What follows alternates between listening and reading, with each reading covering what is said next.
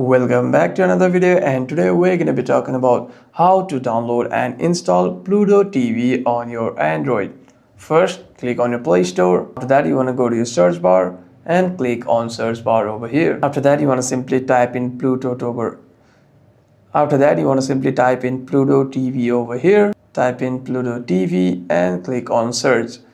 Here you'll be able to see your Pluto application over here, and if your device is not compatible or if it's not available on your region, you won't be able to see it over here.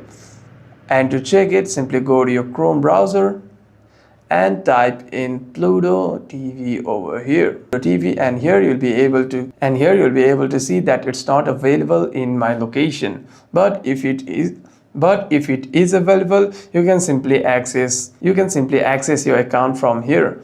Hope this video was helpful, and if you have any further questions, make sure to leave them down in the comments below.